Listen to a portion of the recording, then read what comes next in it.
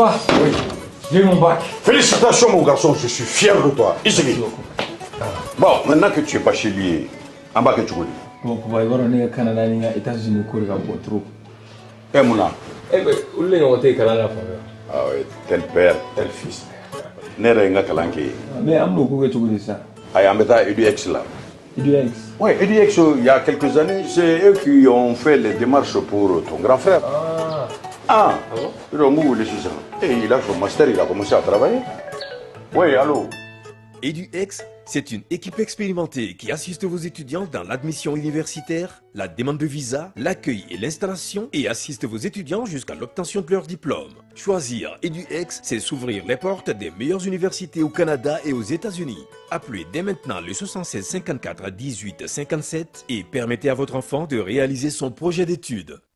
ESKJ, École de santé Kalajata, Anabolo Farachama, Institut de sciences médicales Gore, ISM Go. Limano, doctorate Jamonyese, bien turco la demande la koi, fieu, fois Castro, il est banane cardon, cardonacari, même Gasrobe Gassica Dangarike, Armadeka Yenamayala, ou quelques fois mon faricolola, ou erating, fieu, fois Castro, il est la collection du Master. A fait au coro, École de santé Kalajata, Napolo Farachama, Institut de sciences médicales Gore, on veut pas m'avoir Calabancura. 20 santé bara Mayesa, Nimbela de Rebeke, École de santé Napolo Farachama, École de santé Kalajata, on a flecké en bolo jiguier. Formation de qualité, doctorat Siraka, Mimi Tegaro Kafo, Oka Dimson Gafutna Yelenye, Opera de Lebekala, Nilakolso Dagabana Nuna, Ugo Profaro de Flani, Sigle niveau de technicien de santé publique, infirmière obstétricienne, technicien de laboratoire, deuxième cycle, noyé niveau baguier,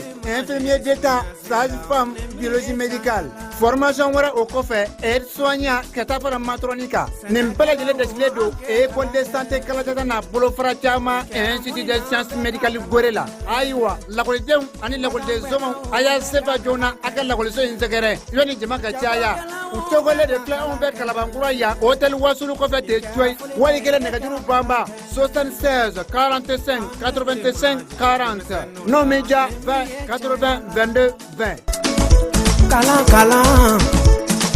Centre de formation professionnelle Kaja Sanogo, CFP-KSI Seukaufi. Demseni ka dege bolla bara la kabina fitini fogata korobaya. Ma koro kulufana dege bolla bara la fomni watija. Obela jelemi sega ke CFP-KSI alekona na Segu Dar Salam. Niye kalanso intaga alaje. Mamu ba feka masonya dege, menuisier dege, plomberie, sanitaire, peinture bâtiment, menuisier métallique ni menuisier bois ko bela jelenke, senata sera bela jeleni bagamara ni jegalamo, ibisega o bela jelenke centre de formation professionnelle Kaja Sanogo la Seuka Oufei, Ouma Daouma, minye machinisier, agricole, carrelage katafe staff ni décoration ma, nunu bela jelemeke, bayele malimina olu fana be ubulo kulu kala. Musolakaw jɔyɔrɔ ka bon u ka kalan kɔnɔna na kosɛbɛ sabula npogotigi caman bɛ u y'olu dege nin waati laban ninnu na yaasa u bɛ se k'u boloma yɛlɛma cogo min n'aw b'a fɛ dɔrɔn ka aw den tɔgɔ sɛbɛn kabini u fitinin fo ka taa se u kɔrɔbalen ma a ye boli joona aw ka se Segu Medine min ye Dar Salam yɔrɔ in yɛrɛ man jan kosɛbɛ tɔn artisanal ale la Medine sugu kɛrɛfɛla la walima nɛgɛjuru sira a bɛ se ka 76 03 12 23 walima 66 03 12 23 21 73 67 96 Segu Dar Salam min centre de formation professionnelle Kaja Sanogo ye CFP-KSI ale bi maa taa yɔrɔ bɔ siniɲɛsigi o labɛnko ɲuman kama. Dugutigi ni wari dafara e passe da kan ka sira di ne ma. Sunkalo e kunkolo a tɛ dugu wari ko o d'i ma fo dugu ani dugu dun wari t'a de. O kɔni kuma t'a la sa. E ka sama mɔnɛ to yen i yɛrɛ ta. Sita Sidi ka numéro filɛ nin wari ci.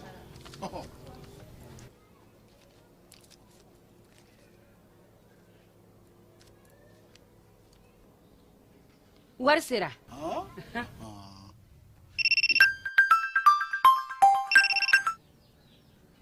Allo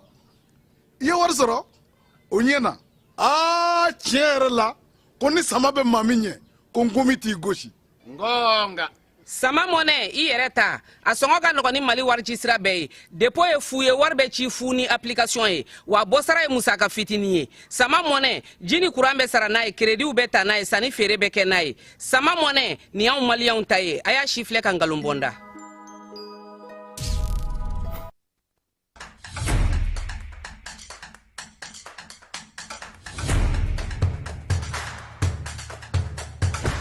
Aw bisimila an ka jamukan kɛnɛ kan. Données personnelles, on en parle. Ni ye kunnafoni teliman min bɔra APDP mɔgɔw yɔrɔ ko k'a da cakɛdaw kulo kan jamana cakɛdaw baarayɔrɔ privéw i n'a fɔ banquiw microfinancew hôpitaux laboratoire de santé agence de communication presse écrite presse audiovisuelle miniw boulangeries supermarchés hôtels baroux restaurants écoles publiques écoles privées avocats notaires huissiers pharmacies sociétés de vente de véhicules jamana cakɛda fɛn fɛn bɛ baara kɛ ni adamaden tɔgɔla kunnafoni ye Mali kɔnɔ ko courrier bɛna se aw ma k'aw invité aw kana aw ka traitement déclaré au niveau de l'APDP ni courrier sera aw ma aw bɛ se ka wuli ka se APDP la aw ka traitement ɲɔgɔn fɛ aw b'a cartographier k'a dɔn aw kan ka formulaire jumɛn rempli o formulaire remplilen kɔfɛ aw kan ka musaka joli sara o bɛɛ lajɛlen bɛ d'aw kulo ka APDP la walasa aw ka kunnafoniya sɔrɔ ni courrier ninnu na aw bɛ se ka nɛgɛjuru ci 20 23 86 15 ou bien ka wuli ka se APDP la ɲɛfɔli ka k'aw ye k'aw bilasira.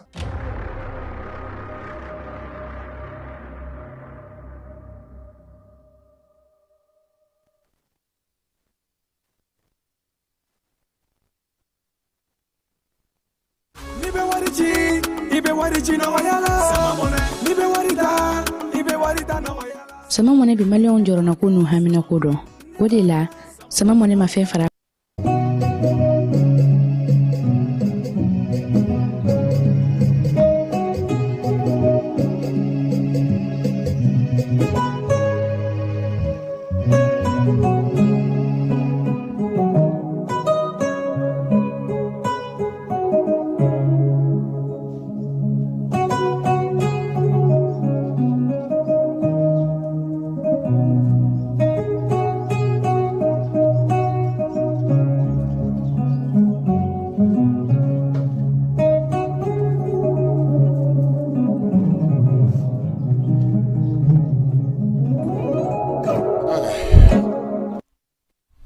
an bɛ an filɛbaw ni an lamɛnbaw bɛɛ lajɛlen fo k'u waleɲuman dɔn maninkakɛ ale kɔrɔtɔlen don bi kosɛbɛ komi a kelen de bi yan Falaye Keyita an b'i fo sɔɔni sisan an bɛna na an ka maa welelen bisimila n'o ye Jérémy Dolo ye CDM maaw olu kɔni tun kan ka saga de kɛ k'an fana bi ala y'aw garisigɛ don généraux 120 na aw tɛgɛlankolon FIFA ka na an dala ta hali boisson di min a ko la a fɔ président ye ko nin ti an bɛ an filɛbaw n'a lamɛnbaw bɛɛ lajɛlen fo min ye su in na baabu an bɛna daminɛ ni min an bɛ taa Kuluba faama sigiyɔrɔ la Diomaye Faye ale ye maa ci ka na n'o ye professeur Abdoulaye Bathily ye a nana ni sɛbɛn min ye ka di colonel Assimi Goïta ma o bɛ tali kɛ Diomaye o ka ci de bɛ a la min ye professeur ye a bɔlen kɔ ɲɔgɔn ye la ani Assimi a ye min fɔ o b'a yira k'a fɔ a nana ci min na o ye CEDEAO ci ye sabula ka kuma tacogo la Falaye a ko olu ye jamana ye jamana min bɛ cɛncɛn fo ka jamanaw masuruna na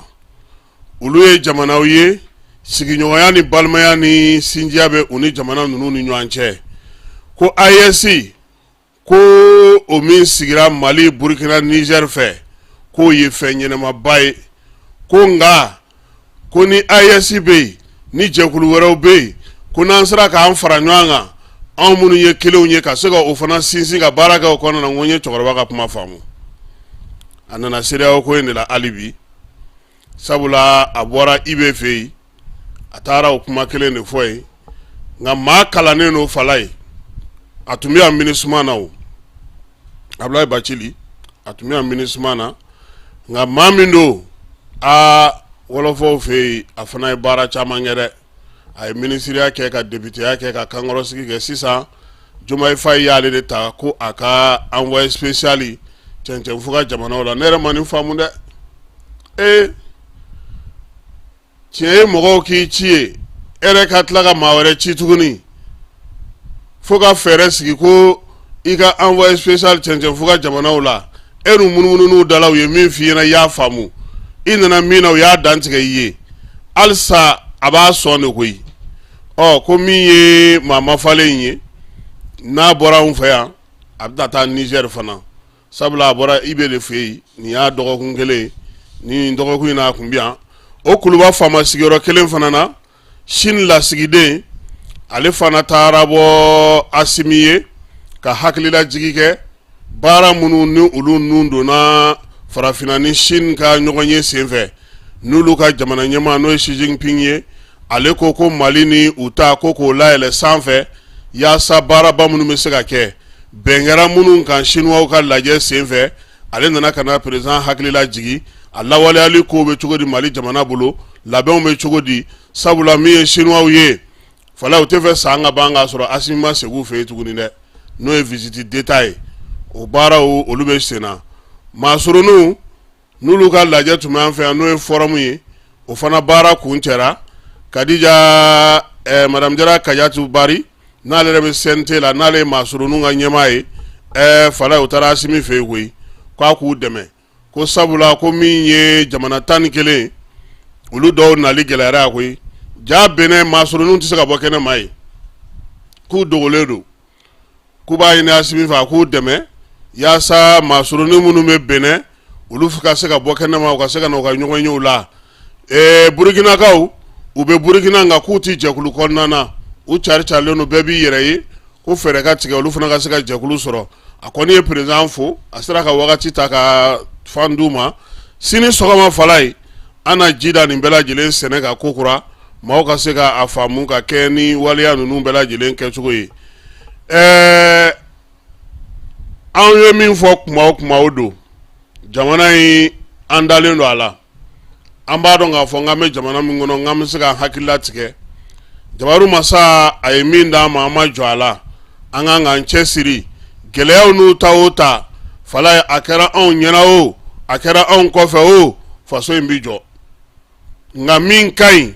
anw yɛrɛ kɔ jumɛn to yaasa siniɲɛsigi kana gɛlɛya an denw bolo sabula maa dɔw ye magɛn kɛ anw ka se ka bi sɔrɔ o baaraw olu bɛ sen na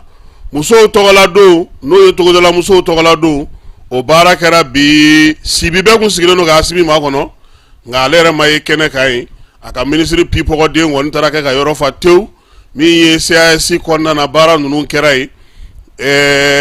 diɲɛ seleke 4 tɔgɔla don min fana bɛ sigi sen ka fala ye n'o bɛ baloko ta sira fɛ n'o ye journée mondiale de l'alimentation ye o fana ni musow tɔgɔla don bɛɛ lajɛlen farala ɲɔgɔn kan sa ka baara bɛɛ lajɛlen kɛ Sibikaw olu fɛ yen an bɛ se k'a fɔ nin waati in na min ye musow kɔni ye u ma min fɔ ye o ye k'a fɔ k'u tɛ yɛlɛ nana ye sanfɛ ye sabula bi gɛlɛya o gɛlɛya b'u ka degun o degun b'u kan u y'o bɛɛ lajɛlen da fala ye an bɛ ji da dɔgɔkun kibaru ale sɛnɛ kan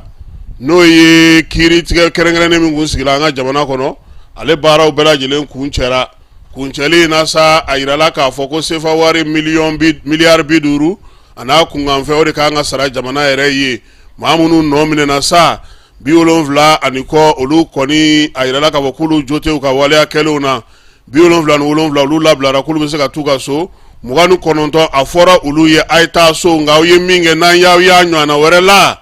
n'aw sera anw ma yan aw ka kɔrɔlen an bɛ ji da o sɛnɛ kan min ye procureur ye n'o ye Balobo ye a ko baara in kɛcogo ɲɛna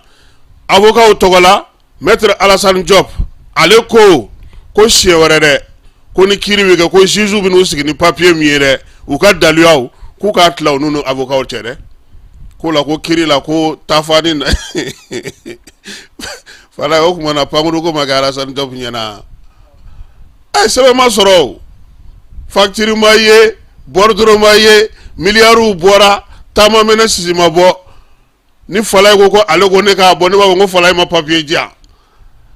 ministre yɛrɛ bɛɛ lajɛlen ko jigi b'a kan sa ko trésor directeur kɔni ko a tɛna na kɛ a ko k'ale ye miliyari 15 bɔ ko nka ko facture fala ye kiiri ma ban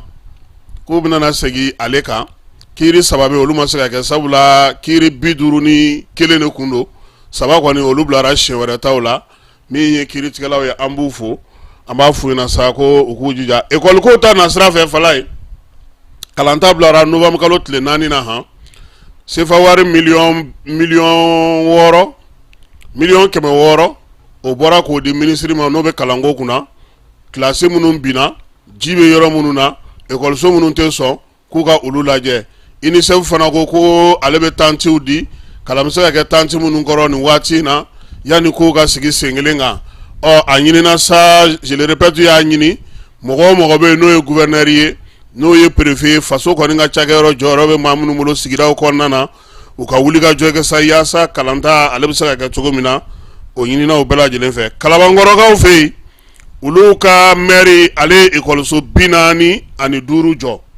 école 45 a bɔra mairie ka wagane kɔnɔ cɛkura Amadu n k'ale de ye tracteur san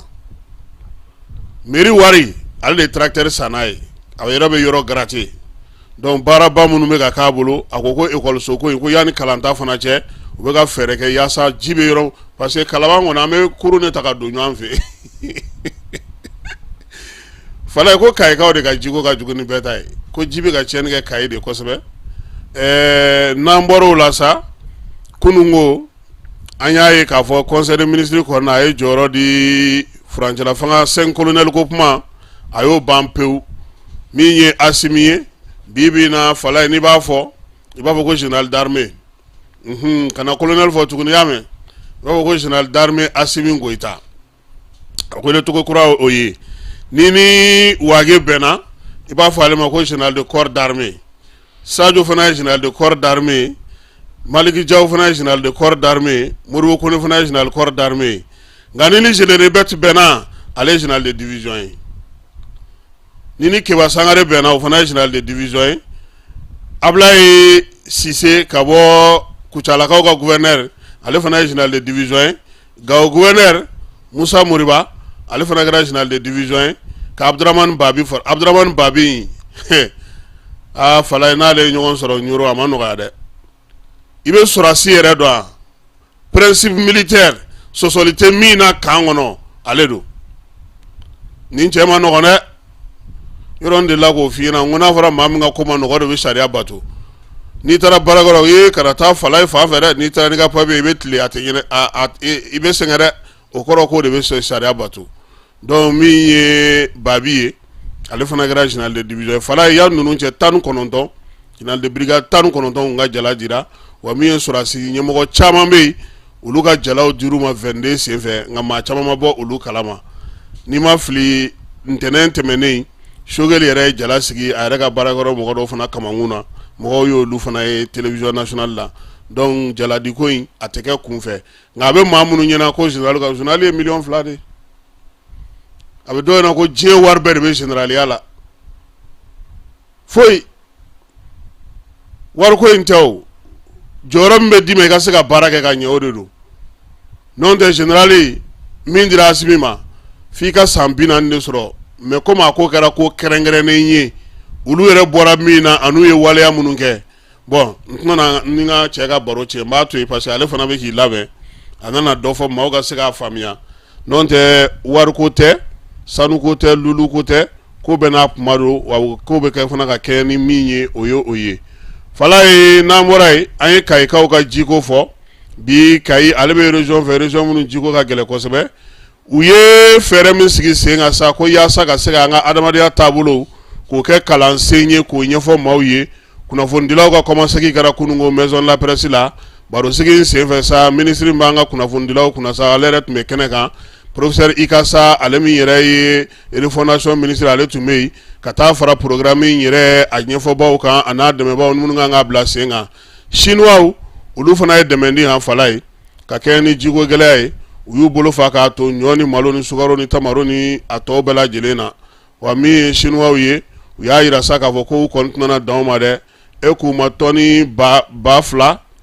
malo tɔni ba 2 n'o ye malo jɛma ye u y'o di min bɛ taa bɛn sefa wari miliyari 1 ani miliyɔn 725 u y'o o de di an ka jamana ma n'an bɔra yen an bɛ taa Niger kaw fɛ yen Niger ko k'a daminɛ nin kalo in tile 17 la n'o ye bi ye olu fana ko u ka sɔ ko ti bɔ ka feere tuguni min ye u ka malo ye malo o tɛna na bɔ keninge tɛ bɔ saɲɔ tɛ bɔ u ka kaba ko si tɛ bɔ u ka jamana kɔnɔna na sa u y'a yira k'a fɔ ko u yɛrɛ n'u yɛrɛ fɛnw feere yaasa dugudenw bɛ se cogo min na ka balo sɔrɔ ka se ka u sinsin n'a ye yanni samiya ale ka ban Falaye sanjiko gɛlɛya ye degun min se Nizɛrikaw ma maa 1,100,000 olu de bɛ bi sigiyɔrɔ tɛ olu bolo Nizɛri u ka dɔw ka dugu bɛɛ binna u ka fɛn bɛɛ lajɛlen tiɲɛna 100 saradala bi maa 97 o de bɛ bi Nizɛri jɔyɔrɔ tɛ minnu bolo sigiyɔrɔ t'u bolo dayɔrɔ t'u bolo u ka sow bɛɛ lajɛlen binna sabula u ka bɔgɔso de ka ca kosɛbɛ Nizɛri kɔni bɛ ka dɛmɛ nin ɲini yaasa ka se ka nin mɔgɔ ninnu k'olu dɛmɛ u ka jamanakuntigi n'o ye furancɛla fanga ɲɛmaa ye Abdramane Chani général de brigade do a tɛna anw fɛ yan an k'a kɛ division ye an bɛ se k'a kɛ division ye dɛ komi ale ye brigade ye Falaye ale taara sa u ka dɔgɔtɔrɔsoba ye ko cancer bana bɛ maa minnu na ani bana minnu bɛ ni arajo kan k'o kɛ e ko Nizɛrikaw na taa diɲɛ fan wɛrɛ fɛ tuguni wa u ye machine dɔ sigi u fɛ yen e ko bana hali n'a b'i kolo wo kɔnɔna na o tɛna n'a ye sen k'o kɔni sigira sen kan farafinna an fan fɛ bolo fɛ ni ɲɔgɔnna machine tɛ yɔrɔ si fɔlɔ pétrole tɔnɔ don ka fisa o Niger n'an bɔra yen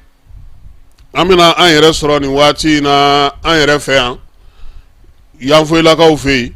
u ka dugu min bɛ yen n'o ye Njibala ye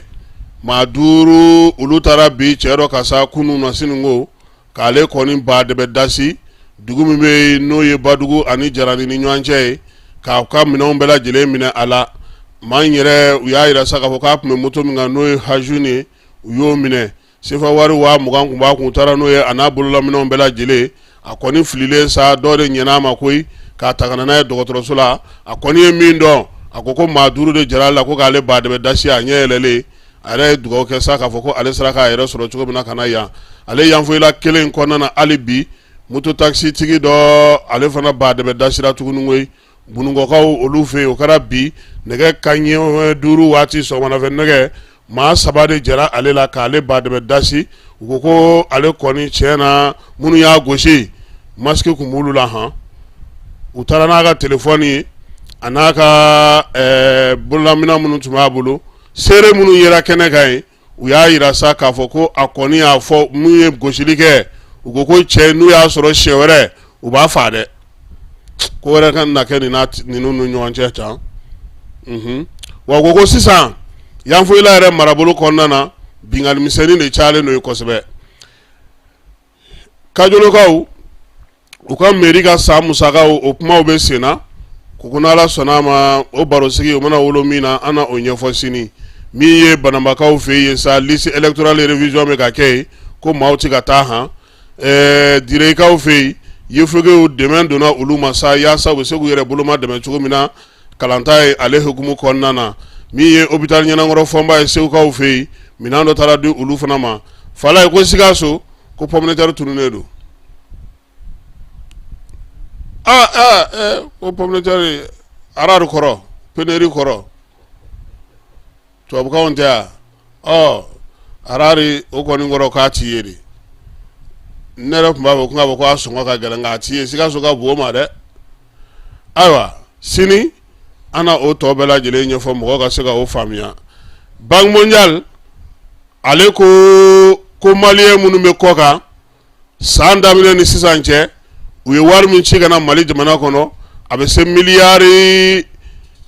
600 ko maliyɛnw minnu bɛ kɔ kan olu sera k'o de fili ka na don u ka jamana kɔnɔna na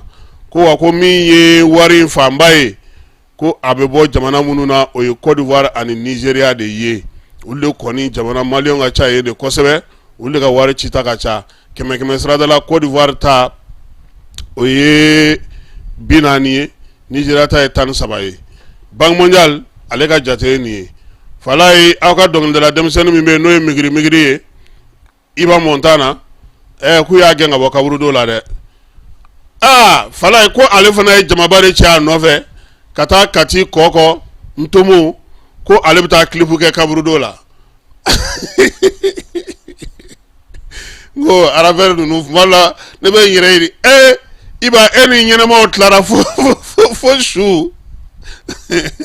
bon normalement artiste la a bɛ se ka kɛ a bɛ faamu n'i ye sɛbɛn kɛ ka laɲini kɛ ni dugudenw jɛra n'a ye i bɛ se ka clip kɛ mais n'i taara i yɛrɛ ma tan i n'u ma bɛn a la a ma foyi a ka gɛlɛn n'o tɛ inspiration don a bɛ se ka kɛ a bɛna dɔnkili min yɛrɛ da a bɛ se ka kɛ weleweleda ye mɔgɔw ma adamadenw k'u minɛ cogo di k'a dɔn k'a fɔ ko an bɛɛ lajɛlen laban ye kaburudon ye a bɛ se ka kɛ o dɔnkili sugu ye mais ni dugudenw ma bɛn a la e girinna ka na ni mɔgɔw ye ten ko parce que e ye yen yɔrɔ jateminɛ e ka décor ni ka hakilinaw ni ka fɛnw b'a la parce que artiste ka ko kumalama maa si t'a faamu n'u yɛrɛ tɛ donc an kana girin ka bin a kan peut-être que idée ɲɛnama b'a la mais démarche y'a jɛ parce que n'i bɛ taa nin sugu kɔni kɛ i b'i jija i ni dugudenw ka bɛn a la fɔlɔ yaasa i ka se ka baara kɛ cogoya min na nafa bɛ se ka don a la ko aigle y'u yɛrɛ kungo gɛlɛya dɛ Fala ye k'u tun bɛ se ka nin ko in ban pewu ko jaja min ye aigle ka dege karamɔgɔ danga ye ale de bɛ ka liste ta hali bi entraîneur in ale tɛ fɛn caman kalama farafarali caman bɛ équipe kɔnɔna na bi ko kɛlɛ min don fédération k'a bɛ k'a ta sara Amari n'a nɔfɛmaw olu kɔnɔna sa Amari yɛrɛ o joginen maa minnu bɛ yen n'olu ka surun ale la n'olu kɔni kan ka na équipe in kɔnɔna na e ko fédération ma équipe kɛ sans interdit u la wa Tom ale kɔni nana ka na sɔrɔ liste fɔlɔ min tun bɛ yen fɔlɔ n'o kɛra Mali ale ni équipe in tɔgɔ ye di ka match ye ale ma falen don o la koyi ale y'o to yen Zena tuguni ale y'a to yen nka maa caman bolo bi fédération ka ciden équipe in kɔnɔna na ye o ye compte de tant que o ma bɔ yen an kana an yɛrɛ sɛgɛn Tom tɛ se ka baara kɛ technique kɔni b'a bolo tactique b'a bolo dɛ nka joueur minnu kan ka jouer fédération kɛlen don ka ngara da maa minnu ɲɛ sabula Tom ma jamana in dɔn halisa a m'a kɛcogo dɔn hali kuma fɔcogo i b'a dɔn a fɛ a bolo ko dɔ tɛ kuma jugu ye nka anw fɛ yan o tɛ se ka bɛn n'i ko maa ka surun i y'a fiɲɛ fɔ n'i ko a ka jan i y'a fiɲɛ fɔ n'i ko dɔw cɛ ka ɲi k'a sɔrɔ u cɛ ka jugu i y'u fiɲɛ fɔ i n'u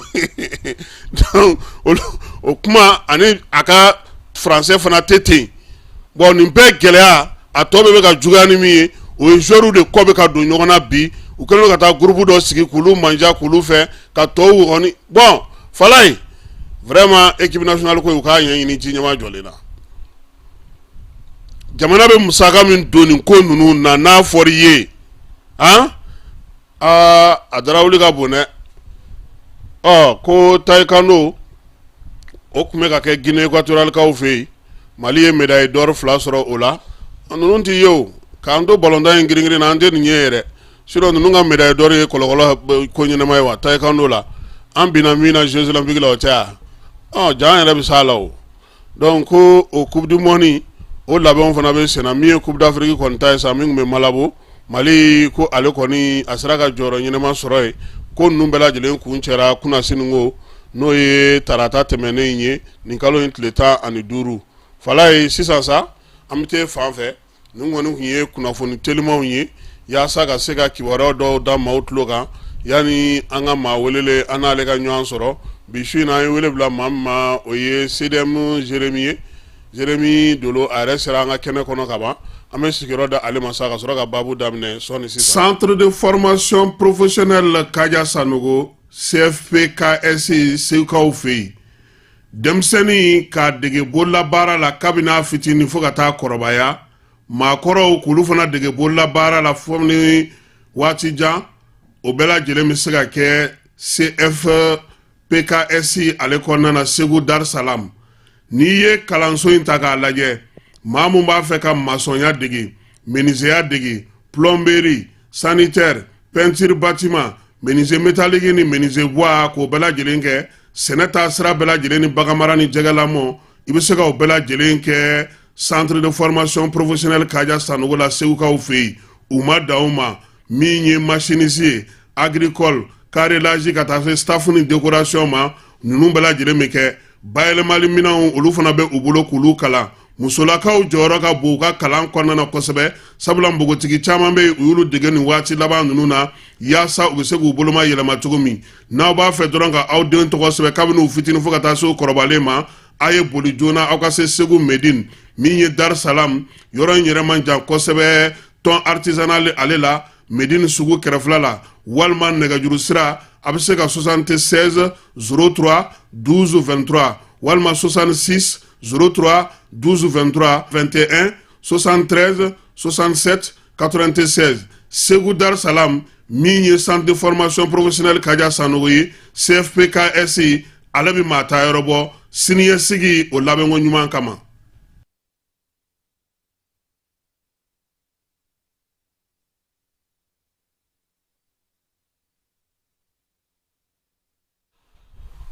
Ayiwa an ka so in na maa welele o ye Jérémy Dolo ye CDM n'o ye collectif pour la défense des militaires olu ka kunnafonidi ko ɲɛmaaya bɛ ale de bolo. Jérémy i ni su. Nso. I nana ka na an ka wele jaabi bi su in na an b'i fo k'i waleɲuman dɔn. A diyara ye. An b'a dɔn k'a fɔ an ka baabu kan ka tali kɛ min na o ye wolomasiri tabaw ka kow ye. Awɔ. Kɛrɛnkɛrɛnnenya la jala minnu dira kunungo an ka furancɛla fanga ɲɛmaw ma a tun bɛ fɔ minnu ma ko 5 colonel n'an tila k'a fɔ a na kɛ 5 généraux ye sisan sa o ko min bɛ sen na ale ni an yɛrɛ ka jamana kɔnɔna na fana an y'a ye k'a fɔ wulikajɔ caman bɛ sen na wolomasiri tabaw bolo kibaruyaw dɔw fana bɛ aw b'olu fana kalama anw tɛ minnu dɔn kosɛbɛ yaasa mɔgɔw bɛ se cogo min na ka faamuyali sɔrɔ wolomasiri tabaw ka kow la kunungo an y'a ye k'a fɔ DIRPA ɲɛmɔgɔ ale ye baro sigi kɛ n'o ye Sulemani Danbele colonel major Sulemani Danbele a ye kalo kimɛliw bɛɛ lajɛlen kɛ nka a da sera kuma yɔrɔ dɔ ma a ko nin waati in na k'olu tun kan ka mɔgɔ minnu ta k'o ma dafa ko k'a sababuya kɛ ko dusukundimi bɛ denmisɛnnin dɔw la denmisɛnnin dɔw bɛ yen fana k'an yɛrɛ k'a faamuya k'a dɔn k'a fɔ ko dɔrɔgu ko olu fana bɛ a la. Tout à fait. Jérémy anw dun bɛ kɛlɛcɛ ɲini na est-ce que nin b'an ka maa siran. Kasim n'i y'a lajɛ dans l'ensemble a bɛ mɔgɔ la siran mais n'an ko k'an b'a woloma hali bi denmisɛnnin dɔw bɛ yen a ka ca Ala fɛ u ma se ka dossier déposer dɔw si tɛmɛna ni fɛɛrɛ ɲinina o bɛɛ la an mago bɛ nombre min na an mago bɛ cɛbɔ min na a ka ca Ala fɛ an b'o sɔrɔ. Ayiwa an b'a dɔn k'a fɔ cɛbɔ tali kuma ka ca. Awɔ. Ni nin nana fɔ an ye fana k'a fɔ ko nin fana bɛ sen na est-ce que fan dɔ fana fɛ denmisɛnninw yɛrɛ man ka ani anw minnu yɛrɛ somɔgɔw ye an m'an ka labɛnw kɛ pour que don nataw la maa hakɛ min bɛna na ɲini an kana dɛsɛ o la parce que sen ta ko k'u tun bɛ min nɔfɛ u m'a sɔrɔ parce que bɛɛ tɛ se ka don sɔrɔsiya fana na. Bɛɛ tɛ se ka don. Voilà. Awɔ donc olu tɛ foyi ye éducation ko kɔ n'i y'a jateminɛ anw jeunesse bɛ monde min kɔnɔ an bɛ ka fɛn dɔw ta a ka ca Ala fɛ a maɲi santé ma mais an mago t'a la an ta ye o ye passe-temps de ye an bolo n'an y'o ta a bɛ waati dɔ de pan i kunna alors que n'i y'i ka santé yɛrɛ jateminɛ ça va pas donc an b'a ɲini an parents fɛ an b'a ɲini anw yɛrɛ n'an bɛ se k'anw teriw anw jɛɲɔgɔn an bɛ se k'u conseiller u ka se ka nin ko sugu ninnu dɔw ye ka to yen u ka santé kama ani jamana yɛrɛ ka ɲɛtaga kama parce que ni jamana jeunesse ye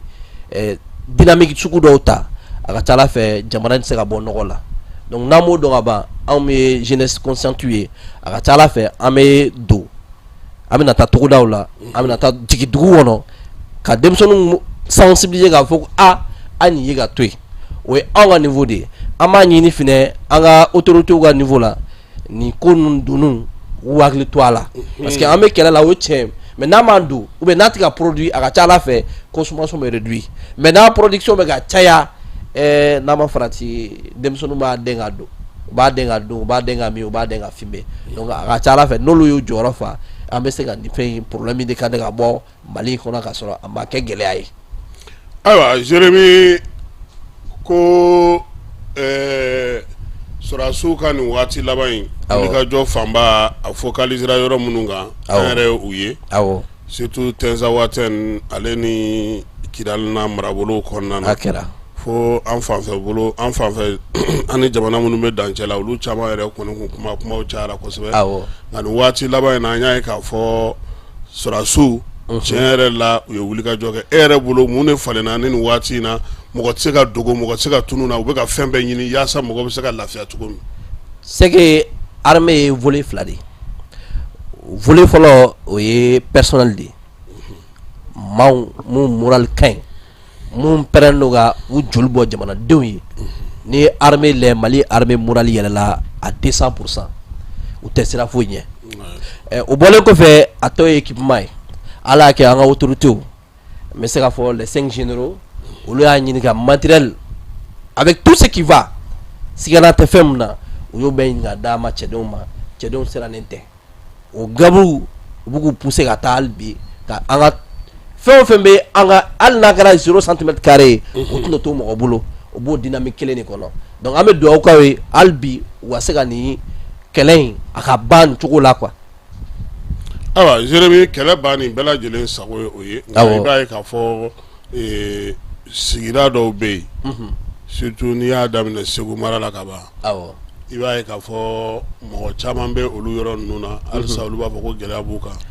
sans maraw bola donc on dugu re kon effectivement bala jelen donc do iba me ko kura do kera ere bolo fere jumem se ka soro ola kasim tene se fola gani kuma ifo en autorité décision d'ota ou décision 3D développement diplomatie ani défense ou défense chama ke gaba diplomatie kono na amake femdo nyendimi do kono dimite donc au développement tana sigora ni mali re centre jatimine mais exemple ta mopti activité principale ku ye tourisme li alni sene kumbe mais tourisme me mulado ang mo chama kalama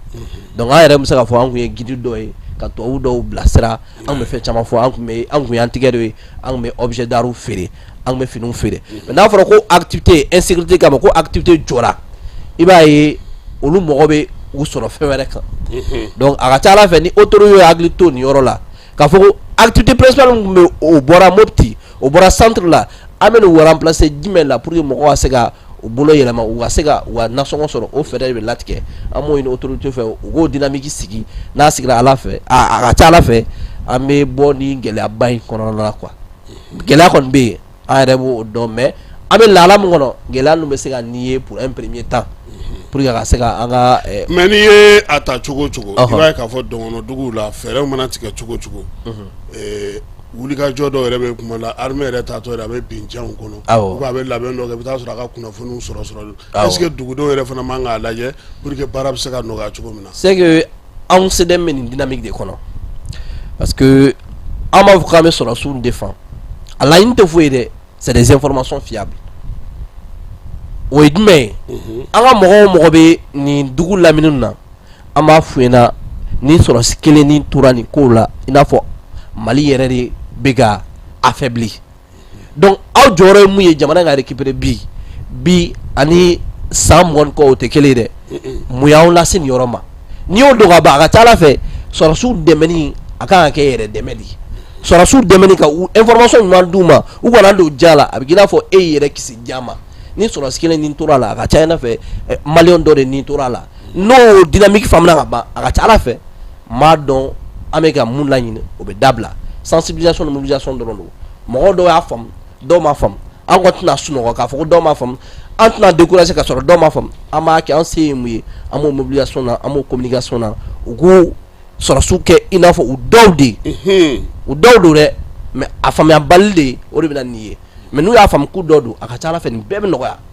amo sensibilisation dynamique. Mais est-ce que awre CDM konana est-ce que aller femba awbolo donc on dugu konana par exemple dugu munumbe kuma chamani ba mais surtout bankas marabolo koni motuma dugu ko rete banima me ko bintala ga dugu do kay est-ce que krengre na la CDM re kala no ga fere o tike ga mogo do sigi CDM ye aka bureau folo musiki centre konana mesra fo mopti amba Aissata Koulibaly o be mopti o de anga président ti mais bolo fara konana na o asoro mopti kuma alni région clara compétence kuma région compétence kuma transféré donc ang mega numbe fara mopti de marakono donc o lugme wa cercle sigi bayangrata ne bayangra mo contacter ne no barala o ga bureau kun folo o yo réunion ke mais a kon masigi ay statut duma règlement duma ala layne muye parce que ame mo choisir ame mo tentende am mo te bela ni mogobe nous me sera un principe bien nous me sera baraka un statut dans règlement on est sera baraka mais quand faut que ni essayer de me mettre en do me bo au fente alors finalement ga baram ke en bo don mogobe tsi ko ke donc au de gama ame ta don doni ame mogo choisir mogo me sera baraka patriotisme qu'on a ani bénévolat qu'on a awo ayiwa o diyara n ye parce que mɔgɔw fana ka faamuyaw tɛ kelen ye puis ni a fɔra ko jɛkulu sigilen don mɔgɔ caman bɛ ɲininkali kɛ kuma caman est ce que ninnu dan ye Bamakɔ dɔrɔn de ye wa se wɛrɛ b'u ye wa est ce que bolofara b'aw bolo ka se ka baara kɛ yɔrɔw la. awɔ sisan ni région belebeleba ninnu mun tun bɛ ka kɔrɔ an ka mɔgɔw sigilen bɛ u bɛɛ la mais région kura mun nana don kɔnɔna na parce que n'aw ma wuli ka taa ka mɔgɔw ninnu sɛgɛsɛgɛ n'i y'a tɔn i m'a di mɔgɔ ma n'u ye acte dɔ kɛ n'a tɛ aw honoré a bɛ k'i n'a fɔ olu bɛ na ko dɔ tiɲɛ donc o kama hali ni mɔgɔw k'a bɛ bɔ mɔgɔ an ye bureau sigi Mopti olu bɛɛ nana président n'a ka danga an b'a fɛ ka président si mɔgɔ min na o bɛ na séjour na an ka yɔrɔ la an n'o bɛ musaraka fɔlɔ an bɛ kuma n'an kumana n'a y'a ye an ka dynamique a bɛ se k'o porter ka ban basi t'a la an b'a responsabilité d'a ma an b'a désigner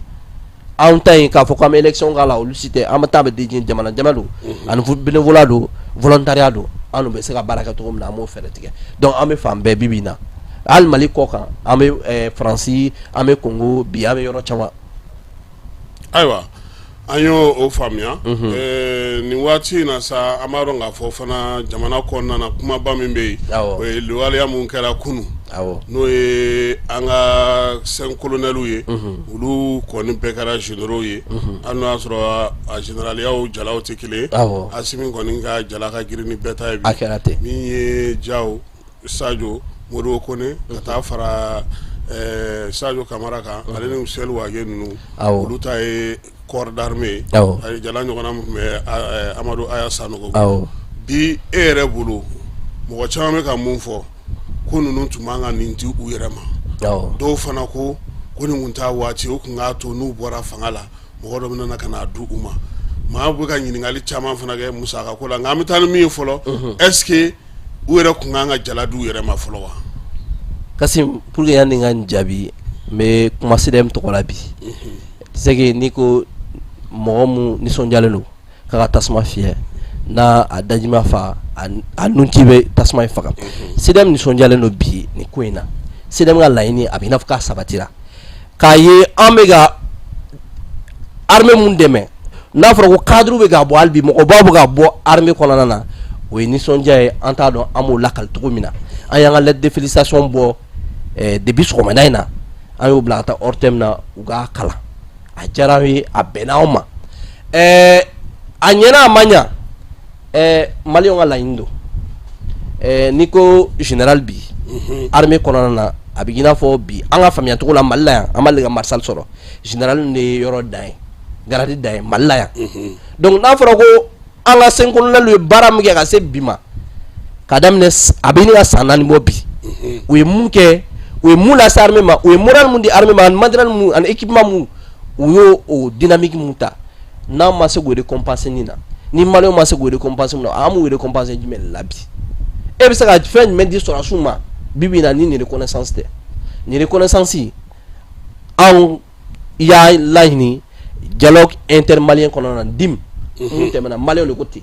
ne ka kumakan tɛ maliyɛnw ka kumakan don maliyɛnw de ko ten ko ni mɔgɔ 5 a y'u kɛ généraux ye non ne ko ni maliyɛnw y'a ɲini an ka autorité ko ten k'u bɛ fanga min na mun na olu ta tɛ dɛ u b'a kɛ population de kama ni population kɔni de ka d'u ye majoritairement ne bɛ se k'a fɔ majorité écrasante olu de y'a laɲini olu ko k'a ka ko cogo la ni ye ne yɛrɛ ɲininka an kun man ka dimi yɛrɛ kɔnɔ yɛrɛ Kasim don min na le 14 Kidal de Kibra le 14 novembre n'i b'a jateminɛ kalo 11 dɔɔnin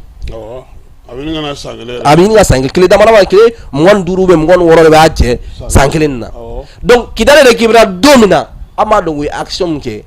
ni action in a kan k'u valoriser ka kɛ généraux ye a kun kan ka kɛ le 15 voire le 16 mais olu ye nin bɛɛ patienter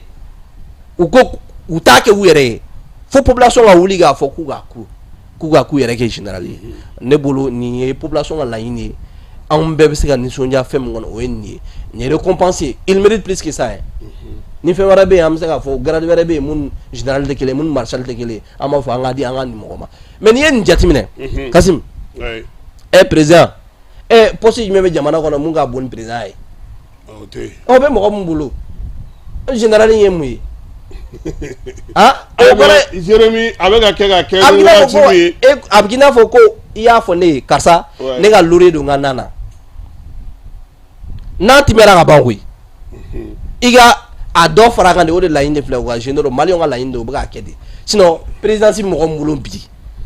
ani ministre de la défense bɛ mɔgɔ min bolo ministre de la défense n ko armée bɛɛ b'o de kɔnɔ de. armée bɛɛ b'o kɔnɔ. mais i b'o bɛɛ coiffé o mais e t'o première personnalité da mais ne bolo fɛn wɛrɛ t'a o ɲɛ o. donc armée yɛrɛ ka classement kɔnɔna na maliyɛnw de y'a miiri ka hakilinaw jagaw hali bi k'a fɔ ninnu bilara kɔnɔnaliya la fɛn dɔ bɛ gɛlɛya u y'a kɛ togo la togo min u ka sɛbɛn bila sanfɛ olu tɔ ka na kɔfɛ hiérarchie do dɛ a n'an ta tɛ kelen dɛ politiko an ma i n'a fɔ politiki karisa ye président ye n bɛ kuma ale ɲɛ n bɛ kuma kɔ o tɛ dɛ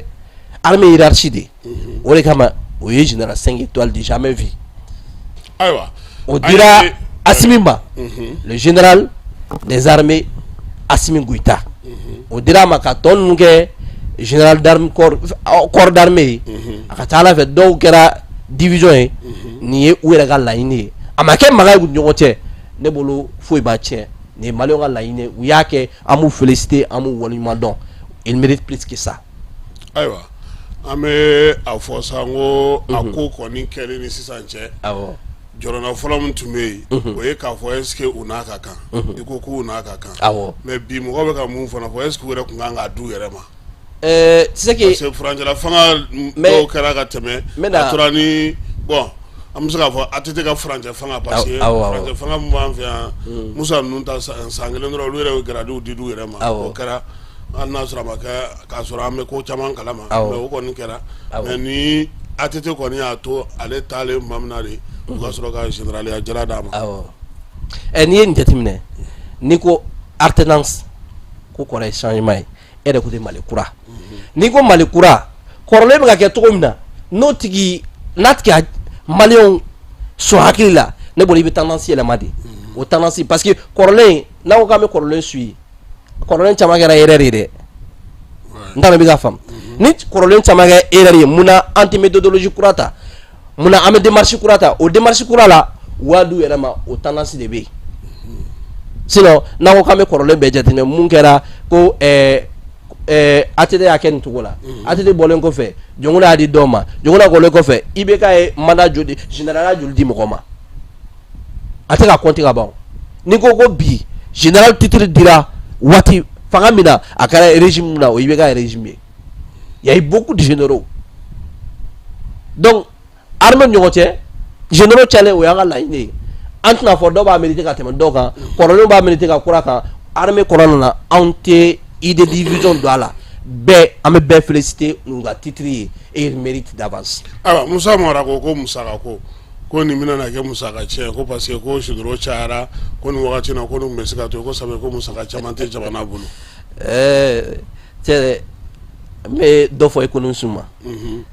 Mali économiste u ka fara ɲɔgɔn kan u ka synergie d'action dɔ kɛ u bɛ se ka jamana in bɔ nɔgɔ ma cogo min na économiquement n t'a dɔn i bɛ ka faamu Kasim ni économistes farala ɲɔgɔn kan bi k'a fɔ k'u bɛna fɛɛrɛ jumɛn di an ka transition ma u ka se ka bɔ nin gɛlɛya kɔnɔ ne bolo o tun kan ka kɛ hakilina ɲuman ye ka tɛmɛ nin critique sugu dɔw kan n bɛ ka kuma économistes bɛɛ tɔgɔ la je suis sociologue mais socialement an bɛ ka baara dɔw kɛ mais économiquement na Mali bɛ lahala min kɔnɔ bi bɛɛ kan ka question poser yɛrɛ ko ni économiste ye n ka jamana bɛ nin lahala kɔnɔ ne jɔyɔrɔ ye jumɛn de ye ne ye nin kalan de kɛ an t'o dɔn olu de b'a dɔn mais n'olu ye fɛɛrɛ latigɛ k'a fɔ ni ne bɛ se ka jamana in bɔ nɔgɔ la financièrement n bɛ tugu olu kɔ o ne bolo o contribution ninnu an bɛ sigilen bɛ o de kɔnɔ ni débat politique ye n y'a faamu. donc e bolo sa wariko min bɛ ka fɔ o man ka bila ɲɛfɛ nin ko in na quoi. ayi parce que ale ko wari min bɛ don ninnu ka général jala sarali wari la ko jamana bɛ degun min kɔnɔna na k'an kan ka an hakili to o côté la fana quoi parce que ale ka jɔrɔ n'a ye musaka de tɛ jamana bolo sisan ninnu fana dun ka sara bɛna fara a ka dɔ bɛna fara o ka sara kan o bɛna kɛ gɛlɛya ye jamana bolo. ne ko n'u bɛ titre min b'u bolo o titre o ma gɛlɛn ni général titre ya ministre de la défense ministre de la défense be jɔn de coiffé nga be généraux bɛɛ de coiffé ah mais o ma boniya donc c'est que ni ko dɔw nana fɛɛrɛ bɛ kɛ ka critique kɛ quoi i ye ko dilan togo o togo i bɛ critique sɔrɔ a kɔnɔ ni critique ma sɔrɔ a kɔnɔ o kɔrɔ i ko i ma ye hali bi o critique ninnu moi je pense que ça fait pas défaut o tɛ critique ba ye mun bɛ se k'a fɔ ko ah anw bɛna faamu k'a fɔ ah il a raison t'a dɔn bɛ ka faamu donc les critiques sont les bienvenues ni nin t'a la a tɛ ɲa donc financièrement an b'a dɔn bi Mali bɛ lahala min kɔnɔ ni maliyɛnw y'a ɲini dun u to nin gɛlɛya kɔnɔna na maliyɛnw y'a ɲini u ka dimi kɔnɔna na dialogue intermalien k'u k'u kɛ généraux ye les maliens savent déjà réellement que an bɛ crise min kɔnɔ financièrement mais n'olu y'a ɲini dun ils veulent se sacrifier ka n'u ye compenser o donc ne bolo an ka maliyɛnw bonya u ka laɲini de kɔnɔ maliyɛn kelen tɛ se ka bɔ ka kuma wɛrɛ fɔ maliyɛnw kɔfɛ i ka yeta i bɛ se k'o fɔ i k'a dan i ka yeta dɔrɔn ma bɛɛ n'a ka yeta i bɛ kow ye ka dan i ka yeta de ma très bien donc n'a ka faamuya cogo ye nin ye an b'a fo pour la contribution. Ayiwa Jérémy n'i ye furancɛ fanga fana jateminɛ san 4 an bɛ se k'a fɔ ko dɔ kɛra est ce que nin jalan in bɛna yira mɔgɔ la k'a fɔ ko an bɛna na surunya furancɛ fanga forili la ka taa kalata la wa. c'est que olu thématique caman bɛ yen n t'a dɔn n'i ye sur les actualités de ce pays élection kumaw bɛ sen na mais an kɔni on est apolitique mais dans on est apolitique an da tɛ politique ko la an bɛ yan pour soutenir et défendre nos militaires n'an bɔra okumu kɔnɔ na on est dɔnniya t'anw na politique la donc an bɛ se mun na kɔni o ye défense de ye anw jɛnyɔrɔ ye mun ye an b'o fɛ mun ye k'a fɔ k'an bɛna se élection ma an bɛna se nin ma an ti caman dɔn mais an kɔni b'a lamɛn mɔgɔ mun ka matière de ye an b'a lamɛn u nɔfɛ an bɛ ka leçon ta u nɔfɛ sinon politique ko in na connaît absolument rien awɔ donc élection kana ale o a bɛ ka préparer o an ti intéressé o la kosɛbɛ anw ta ye Mali ka récupérer armée ka san sɔrɔ jugu kan o de laɲini ye. Ayiwa i ye fɛn dɔ f'i ka kuma kɔnɔna na o ye sɔrɔdasiw ka ko bɛɛ lajɛlen ni aw ka ko ye sɔrɔdasiw yɛrɛ sigilen ni sisan cɛ e yɛrɛ bolo mun sera ka kɛ n'o bɛ a to bi nin jalan in ka di ninnu ma. c'est que n'u ye pas mun kɛ quoi ni ko n b'a fɔ n bɛ émission ban ka sɔrɔ n tɛ tila a la n bɛ a kumabaw ta c'est que maliyɛndenw ka sigi ka sɔrɔ maliyɛnw dugu mɔgɔw wɛrɛ t'a la jamanadenw wɛrɛ t'a la maliyɛnw yɛrɛ dama gɛrɛgɛrɛw u ka sigi u ka kuma u ka problème na o kɛra ninnu tilela dialogue intermalien ka sɔrɔ partenaires ma na ka sɔrɔ observateurs ma na o ye fɔlɔ ye filanan ye mun ye n bɛna jamana sigila gafe min kan o ye constitution de ye constitution yɛlɛmana tu sais que depuis Alpha tile la constitution ye révision jiginna o kelen kelen kɔnɔ a ma se k'a kɛ yan maliyɛnw sɔnna a ka kɛ ni o tile la maliyɛnw daniya d'u kan a ma bɔ yɔrɔ si de maliyɛnw de y'a sɛbɛn ne yɛrɛ ka professeur dɔ b'a la Birima Diko n b'a fo nin yɔrɔ la docteur Birima Diko olu tun b'a cɛ la donc k'a fɔ ko anw dalen don mɔgɔ min na n'a ko man in Mali olu ye nin fɛn produit ye k'a fɔ ko olu ye kumabaw de ye en termes de développement en termes de démocratie en termes de politique k'a fɔ e ka constitution a y'a sɛbɛn aw yɛrɛ ye cela veut dire qu'il y a déjà une indépendance politique o bɔlen kɔfɛ code dilanna o code minier ma dilan code minier ye jumɛn de ye an ka sɔrɔ tun bɛ i n'i ko dugu jukɔrɔ nafolo ninnu code min tun bɛ yen a tun bɛ k'a bin Mali kan o u m'a laɲini k'a kɛ cogo bɛɛ la kolo ni kolo k'a yɛlɛma k'a kɛ Mali sago ye ne bolo o ye kumaba de ye o tɛ dɔ ye wa o bɔlen kɔfɛ ne bolo an ye forum dɔ kɛ éducation kan ka éducation s'adapter an yɛrɛ ka valeur ye o ma kɛ yan o kɛra o bɔlen kɔfɛ hali bi u y'a laɲini Kidali récupération ye kumaba de ye n da sera o ma n da ma se o ma bɛɛ b'a dɔn ko Kidali récupération bi an ka autorité an ka armée ka tagama Mali frontière dans yɔrɔ bɛɛ k'a fɔ k'u bɛ ka jugu ɲini nin ye kumaba de ye donc n'a nin kɛra san 3 kɔnɔna na dɔɔnin na a ka taa fɛ n'u ye san 10 kɛ Mali développement mɔgɔ kun bɛna baara kɛ Mali la yan nin ye san 4 kɔnɔna na san 3 san 4 kɔnɔna na donc ni ye kumabaw de n bɛ se ka mun fɔ e ye pour que mɔgɔw ka se ka faamu n'u ye baara kɛ ayiwa i da sera o ma o tuma na baara minnu kɛra e yɛrɛ bolo o ye wasa kɛ pour que ka se ka nin jɔyɔrɔ ninnu d'u ma mais taalen ɲɛfɛ don nata la o bɛna mun ni mun wɛrɛ fana fara ɲɔgɔn kan Kasim l'œuvre humaine n'a jamais été parfaite Ala bɛ fɛn min k'a la Ala bɛ mun kɛ o de ye ko jɛlen ka sɔrɔ nɔgɔ tɛ mun na o y'o ye ni maa ye fɛn kɛ jateminɛ de b'a yira ko u ye mun kɛ avantage ye jumɛn ye ni olu bɛɛ fara ɲɔgɔn kan ni avantage n'o ka bon ni kɔlɔlɔ ye i b'a tigi féliciter o de kɔnɔna na donc o bɛ dynamique min kɔnɔ n'u ko k'u b'a continuer Kasim u bɛ ko caman kɛ Maliyɛnw ma sigi n'u ye o Mali sama ka se yɔrɔ min na Maliyɛnw ma sigi n'u ye c'est des stratèges u bɛ caman dɔn donc ne bolo hali bi an k'an ka danaya an ka to u niyɔrɔ a ka ca Ala fɛ olu ka laɲini ye mun ye an ka laɲini ye mun ye a bɛ kɛ kelen u bɛ jamana in bɔ nɔgɔ la. ayiwa Jérémy i b'a dɔn k'a fɔ ko Sɔrasiw ka jalako kuma de ka ca n'i ye a jateminɛ i ye sinsin fɛn damadɔw kan an yɛrɛ ye jateminɛ damadɔw kɛ parce que an y'a ye k'a fɔ jala ninnu si ma bin u kunfɛ ten u sɔrɔla ka kɛ ni waliya mun kɛra san 4 kɔnɔna na i ye pankuru sanko fɔ i ye wulikajɔko fɔ dugu labilali ko y'olu fɔ maaw n'u bolominɛw na kisili fo taa se jamana jɔli ni baaraba minnu kɛra bi fo kana se nin ma AES sigiliw ni fɛnw bɛɛ lajɛlen b'a la bon mɔgɔ e bannen don ka kuma min na sisan parce que n'i ye nin bɛɛ ye ka san 4 jateminɛ a kan ka fɔ de k'a fɔ ko n'i ye nin kɛlen an sera ko dɔ kuru ma o karila o binna an bɛna na taga sira kura min fɛ sa e yɛrɛ bolo o bɛ se ka kɛ mun ye parce que n'i ye san 4 lajɛ baara kɔfɛ k'a fɔ ko ninnu ye nin général Jala sɔrɔ o kɔrɔ sisan ni transition fori wagati ma se labɛn dɔ kɔni kɛlen don ka fɛn wɛrɛ daminɛ don nataw kɔni kɔnɔna na mun bɛna se ka kɛ jamanadenw fana bolo jigisigi ye mun bɛ se ka kɛ lafiya ye o ye ne ka jateminɛ a ko la quoi n t'a dɔn e fɛla ye min ye o la. voilà ni i b'a fɛ ka n sama ka se yɔrɔ min ma. a ye min sama dɛ n bɛ fɛ k'a fɔ de parce que n'i ye ko ta k'a jateminɛ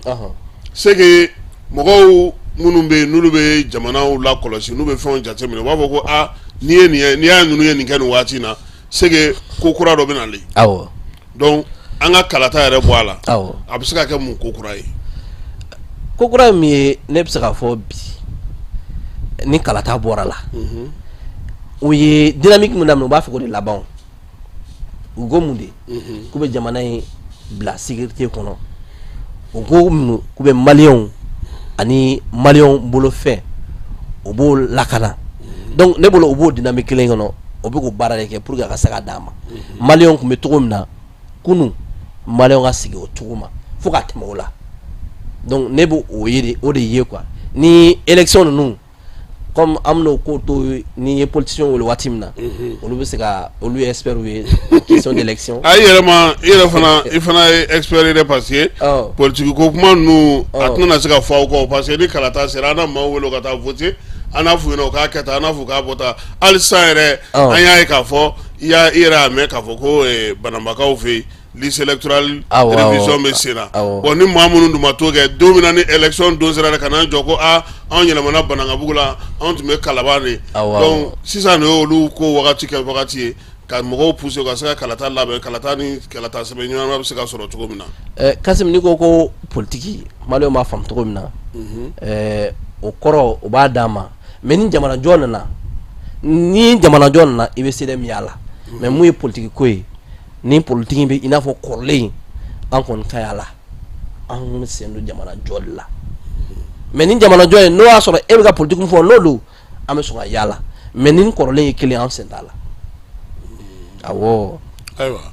mais a kɛra cogo o cogo kɔni transition kɔni bɛ kuncɛ ni kalata de ye. awɔ kɔni a bɛ kɛ. donc ni labɛn kɔni kan ka kɛ labɛn kan ka kɛ o ko la. labɛn n'a bɛ kɛ fɛnɛ maliyɛnw a tɛna parasiter u bɛ informer à temps réel donc u bɛ se k'u préparer cogo min na a bɛ préparer a tɛna kɛ i n'a fɔ kɔrɔlen ye k'a fɔ ko ni karisa ye option 1 ni ye faransi ka option 1 ni ye faransi ka option 2 o ko tɛna kɛ bilen parce que moi politiquement n tɛ fɛn dɔn politique la mais politiquement bi bi in na Mali bɛ se k'a ka décision ta yɛrɛ Mali bɛ se k'a ka président ta yɛrɛ ka sɔrɔ a ma a ɲini mɔgɔ wɛrɛ fɛ an bɛna jɔn de kɛ président ye awɔ ayiwa i ka nin jaabi ninnu kɔni diyara n ye mais an bɛ sinsin min kan o ye nin jala in sɔrɔli kɔfɛ est ce que aw yɛrɛ bɛna labɛnw kɛ parce que an y'a ye k'a fɔ kumaw cayalen don tile fila in na dɔɔni an bɛna mun kɛ parce que maliyɛnw bɛ n tɛna maliyɛnw fɔ mɔgɔ dɔw bɛ yen u bɛ u ɲinɛ ka di u ɲinɛ ka di mun na mun kɛra kunun n'u ye mun kɛ caman ɲinɛna a kɔ an bɛna rappel dɔ de kɛ hali n'an bɛna meeting kɛ an bɛna wele bila maliyɛnw na n'u ye parcours mun kɛ ka yira a la u bɛ nin mériter ka tɛmɛ bɛɛ kan parce que ni ɲinɛna a kɔ karisa ye mun kɛ pour que a ka nin sɔrɔ o de bɛna nin ambiguïté de ye o de bɛna nin ko ɲagami ye mais ni e y'a yira karisa ye nin kɛ karisa ye nin kɛ a ye nin kɛ o hakili b'a sɔn ne kun ɲinɛna a kɔ dɛ o dun a ka kan u n'a kan kan u b'o hakili an bɛna o sensibilisation an b'o meeting daminɛ awɔ ni Ala sɔnna o kɔni bɛ kɛ ayiwa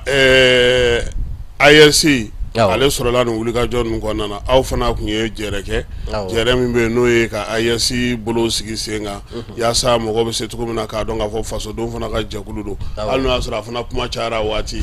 aw sera k'aw ka sigi kɛ mun ni mun bɛna kɛ don nataw kɔnɔna na baro Bamako sigi in kɛlen kɔfɛ c'est que aw nana an ka mɔgɔw nana an ka délégation nana an ye semaine kelen kɛ baara la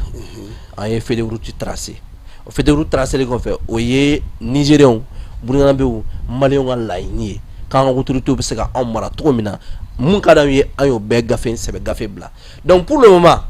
n'i ko k'i bɛ mɔgɔw fara ɲɔgɔn kan kuma dɔ la i bɛ i bolo da dusu kan kuma caman fɔlen o tɛna yan an ye appel kɛ kunna sini an ka appel fɛn officialisé kɔfɛ an ye appel fɔlɔ min kɛ mɔgɔ ka na fiche bɛ yen fiche d'adhésion bɛ yen i bɛ don cogo min na ne y'a fɔ n ko mémo bɛ yen mémorandum bɛ yen ani charte de valeur bɛ yen n'o y'a sɔrɔ ni e bɛ se ka nin fɛnw bonya nin sɛbɛnw bonya baasi t'a la e n'an bɛ jɛ ka baara kɛ ɲɔgɔn fɛ ko in t'an ta dɔrɔn de Mali ta dɔrɔn de CPAS ko don peuple AES peuple bɛɛ don donc mɔgɔ o mɔgɔ à travers cette émission ni e y'a mɛn ko k'a fɔ ko CPAS sigira n'i ta ye jamanajɔ ye CDM sɛgɛrɛli tɛ foyi ye non n'o don fɛnɛ ni e tɛ se ka CDM sɛgɛrɛ baasi tɛ CDM n'a ka délégation n'a ka partenaire bɛɛ an bɛ bɔ parce que an ka bɔli ninnu ye o y'an taalan de ye ne y'a fɔ ɲɛna n ko CPAS sigili la nous on a fait sortir 127 lettres depuis le 7 juin préparation na an m'o dynamique kelen kɔnɔ an ye 127 organisations écrit pour que a ka se ka sigi donc o 127 kɔnɔna na ni mɔgɔ dɔw n'an pan kɛra dɔw kunna ni dɔw an bɛ se k'a fɔ an ye hakilila dɔw kɔ o ye adamadenya taabolo de ye sinon k'a fɔ ko olu a man kan o tɛ n'olu dɔw bɔra ka kuma a ka ca Ala fɛ an bɛ délégation dɔw former ka t'u bara ka yira u la Mali ko in bɛɛ tɛ se ka fara ɲɔgɔn kan même pied d'égalité ka ko kɛ n y'a fɔ ɲɛna an ka réunion préparatoire la n ko anw fa Modibo Keyita ma Maliens bɛɛ kɔnɔ ka Mali dilan donc ni bɛɛ y'o dynamique faamu n kelen t'a la k'a sɔrɔ Maliens caman b'a la ne ko k'o ye ko ɲɛnama tɛ e de filila n'i ye majorité min ye n'o b'a la ka ban foyi ti i bɛ taa nɔfɛ i b'a fɔ a karisa a bɛ tendance min kɔnɔ a ka di n ye n k'a don a la ne jɔyɔrɔ ye mun ye ne bɛ se ka mun kɛ c'est là-bas qu'on va discuter mais e mana anw nɔfɛ e ko k'a mana e nɔfɛ ne yɛrɛ bɛ zana mun da don o don Kassim ye ni naloma fila n'u nana ɲɔgɔn sɔrɔ kɔlɔnda la e ka filen minɛ ne ka filen kelen minɛ ne ko ne b'a min e ɲɛ e ko ne b'a min e b'a min ne ɲɛ n'an ma fara de an bɛ si ka sɔrɔ an ma ji min mais nin dɔ ye hakili sɔrɔ Kassim k'a fɔ e k'a min walayi dans moins de 5 minutes e bɛ ji bɔ kɔlɔn kɔnɔ e b'a min i b'a tɔ di ne ma k'a sɔrɔ ne ma effort fourni donc ni dɔ ma se ka ko dɔ kɛ n'o ma se ka ko dɔ ye ne bolo ni e y'a ye k'a sɔrɔ ni ko in ko ɲuman ye na CDM na la porte est largement ouverte an bɛ daba yɛlɛ ka bila bɛɛ ye CDM daden tɛ daba de bɛ yɛlɛ ka bila don o don mɔgɔ bɛ na donc daba yɛlɛlen don bɛɛ ye CDM ti yɔrɔ jan a filɛ Yirimajɔ yanni ka se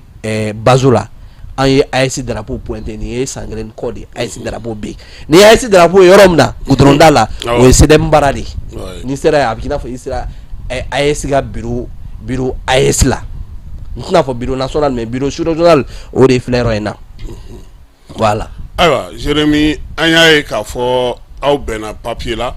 papier min bɛna kɛ aw tagabolo ye jamanaw bɛɛ lajɛlen kan k'o jɔyɔrɔ fi don nataw la a bɛna mun ni mun de kɛ parce que mɔgɔ caman sigilen don k'o de kɔnɔ sisan. tu sais que an ka autorité ye ni Assimi ka discours lɛ sommet fɔlɔ la a ko an ka ni AES ye peuple AES de donc n'i y'o mot yɛrɛ de ta a b'i n'a fɔ il fait appel au peuple nigérien et au peuple burkinabé et au peuple malien k'an k'an bolo di ɲɔgɔn ma olu ye bolo di ɲɔgɔn ma o ye tiɲɛ n'aw ma bolo di ɲɔgɔn ma a ma ɲɛnabɔ donc ne bolo olu o ko kɛra ka ban n'i ye peuple ye i man ka to kɛrɛfɛ bilen i bɛ na an bɛ fara ɲɔgɔn kan an bɛ nin dilan an bɛ na baara min kɛ an bɛ to an ka autorité kɔ n'o ye hakilina ka kunna ta k'a bɛ se ka ɲi AES ma i b'a ye n'o ye kɛrɛ filɛ o peuple AES a b'u kɛrɛfɛ n'u ko k'a kɛ cogo min na an b'a kɛ an bɛ na idée mun développer fana ka u soutenir k'u défend Mali kɔnɔ Mali kɔ kan an b'o ko kɛ ka taa an b'o ko kɛ ka taa bi présidence Mali bolo mais n'olu ta yɛlɛmana cogo min na an fana m'an ka présidence yɛlɛma an ka siriki bɛ k'o cogo la ten voilà an b'o kɛ cogo la donc sisan peuple ta b'aw bolo n'a dira jamana wɛrɛ ma siɲɛ wɛrɛ olu fana b'a minɛ an bɛ taa an bɛ sommet k'u fɛ yen n'an bɛ gafe mun dilan kɔnɔna na n'an bɛna feuille de route mun dilan an bɛ ka feuille de route caman bɛ yen a bɛ bɔ u ta de kɔnɔ n'i ko k'i b'a tigi dɛmɛ n'an tigi i b'a fɛ ka mɔgɔ mun dɛmɛ ka balo n'a ko k'a ti ɲɛɲini fɛ n'i ko don o don k'i bɛ ɲɛɲini d'a ma a b'a fɔ k'a karisa i tɛ ka ne balo dɛ mun ka d'a ye an b'o dilan ka taa d'u ma don o don n'u ye nin idée dɔ ta an b'a waleya terrain kan ka d'u ma n'Ala sɔnna. Ayiwa jamana saba in fana bɛɛ lajɛlen ɲɛmɔgɔ ye sɔrɔdasiw ye e yɛrɛ bɔra sisan k'a fɔ jɔyɔrɔ ko ni fɛn ko la e yɛrɛ bolo bi sɔrɔdasi ko la AES kɔnɔna na mun ni mun de bɛ se ka kɛ teliya la pour que ka se ka halisa lakanako in sinsin. c'est que anw bɛ ka différence don sinon ni autorité jateminɛ Assimi de AES président a banna sɔrɔdasiw bɛɛ bɛ tugu o kɔ de o de ma 5 étoiles dira a ma don 5 étoiles Mali ta dɔrɔn tɛ dɛ n terikɛ ninnu bɛɛ b'a la o ninnu bɛɛ b'a la jamana ta b'a la ninnu bɛɛ ta b'a la awɔ awɔ a b'u bɛɛ coiffé ale bɛ bɛɛ sanfɛ sisan ale bɛ bɛɛ sanfɛ bi parce que a ka jala ka girin ni voilà mɔgɔw tun bɛ to ka kuma fɔ minɛ parce que hali an ka Wagadugu taga dɔ la dɔ sɔrɔdasi an ka sɔrɔdasi ɲɛmɔgɔba dɔ don a bɛ farafinna sɔrɔdasiw ka surtout Mali ni Burkina ninnu a b'olu ka fɛn caman kɛ a ko min yɛrɛ jɔrɔna b'ale la dɛ général ni capitaine ni colonel bolo di ɲɔgɔn ma voilà ko ka gɛlɛn sɔrɔdasi jɛ kɔnɔna na quoi effectivement k'i bɛ taa sɔrɔ ko ne min kɛ ko cani de bɛ lamɛn tuma bɛɛ awɔ bon hali ni idée bɛ tɔ ninnu na u b'u sara la fɔlɔ pour que ka se ka kɛ mais donc e filɛ ka min fɔ sisan est ce que o tɛna kɛ corrigeli ye olu fana ka niveau la ka IB fana ka bɔ capitaine la don nataw la. ne bɛ nin kɔnɔna na n bɛ n cousin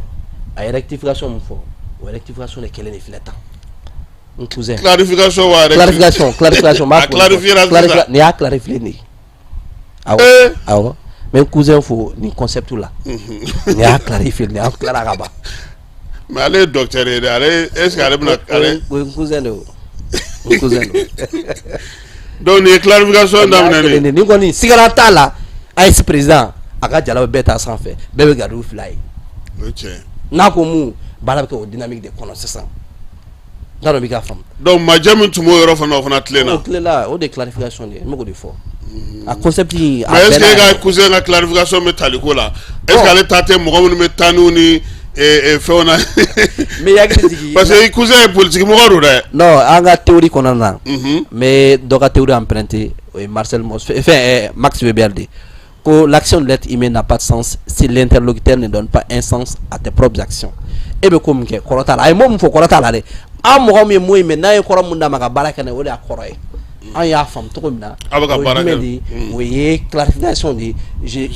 colonel ma ka bila général ɲɛ mais colonel yɛlɛmana ka kɛ général 5 étoiles a bilara général ɲɛ a bila in ɲɛ o de clarifiera sisan an ka faamuya cogo la. ale yɛrɛ bɛna mun clarifier sisan. bon a kɛra ka ban o. a y'i cousin kɛ. ne t'a dɔn a bɛna mun kɛ an kɔni y'a kɛ ka ban an y'a kɛ ka ban o an y'a kɛ ka ban quoi. donc AES kɔnɔna na sisan min ye n ka ɲininkali tun ye min ye o ye wulikajɔ minnu bɛ na se ka sigi sen kan parce que n'i y'a jateminɛ ko in an bɛ ka fɛn fɛn kɛ k'a mamu o tɔ bɛ faranga de koyi surasiw ka ko in o de bɛ mɔgɔw nin kan n y'a ye k'a fɔ wagati laban in na Mali wulila ka taa ni papier dɔ ye Burkina ni Niger plan de stratégie ani plan de communication militaire ka se ka sigi sen kan a fɔra ko force conjointe yɛrɛ bɛ baara la jamana 3 in furancɛw la bi min ye force d'élite ye k'o fana sigili bɛna kɛ sen na école de guerre min b'anw fɛ yan u ka mɔgɔw bɛɛ lajɛlen nana ka na kalan k'o kɔnɔ promotion AES nin bɛɛ kɔfɛ e yɛrɛ bolo mun de bɛna na se ka fara a kan parce que kan jɔliko kuma fana bɛ sen na c'est que ni laban bɛ kɛ ka an bɛ kɔn in bɔ la ka kɛ fédération kelen de yan laɲini o de o k'a kɛ fédération an tɛna bali k'a kɛ de laɲini de o ni jamana o kɔrɔ jamana saba tɛ kɛ ye tuguni dɛ walayi jamanadenw sɛgɛnna u sɛgɛnna yɛrɛ de franchement u sɛgɛnna insécurité ko kama mais bamananw ko ten ko bɛlɛ kelen tɛgɛ kelen tɛ se ka bɛlɛ ta le fait que ninnu nana ka bolo di ɲɔgɔn ma i b'a ye mɔgɔ bɛ ka siran ɲɛ don min na Mali ni Burkina ye communiqué 001 kɛ ko n'anw sera Niger ma CEDEAO ka bon koyi n'i y'a ye fɛn ma Niger sɔrɔ hali a kunsigi kelen ma bɛn ni ɲɔgɔnna don donc n'i ye nin tendance fɔlɔ ye FM kɛ ni e y'o ye ka ban pourquoi ne pas être alliés ensemble pourquoi ne pas faire les mêmes chemins encore donc ne bolo o ye nin ye ni espérance kɛra fɛn dɔ ye u ko il est mieux olu ka bolo ni ɲɔgɔn ma ka baara kɛ nin donc an b'a dɔn anw peuple anw sɔnna a ma o de kama CPAS sigira la confédération des peuples l'AES an ko problème foyi t'a la o y'an ka laɲini ye awɔ c'est des visionnaires et des stratèges mais i b'a dɔn ko militairement fɛn caman bɛ yen mɔgɔ b'a kuma fɔ mais a lawaleyali a n'a sigili sen kan jamanadenw jɔyɔrɔ fana kan ka yala surtout bi ni wagati laban yɛrɛ la n'i y'an ka sɔrɔsiw jate olu yɛrɛ bɛɛ bɛ k'a fɔ ko sɔrɔsi hali su in na an ye Yamusaka papier dɔ ye ou a bɛ k'a fɔ ko kɛlɛ kɛra cogo cogo k'a laban sigi ka fɔ de ko fo mɔgɔw ka kuma ko kɛlɛ tɛ se ka ban mais jamanadenw de jɔyɔrɔ kan ka bon o la surtout aw ka CPS AES ale kan ka baaraba kɛ o la charte min bɛ ka dilan yaasa ka bɛn ɲini olu lawaleyaliw bɛɛ lajɛlen o bɛɛ tɛ kɛ ni marifa ye o. e b'a dɔn n t'a sen fɔlɔ ye a ka nin kuma fɔ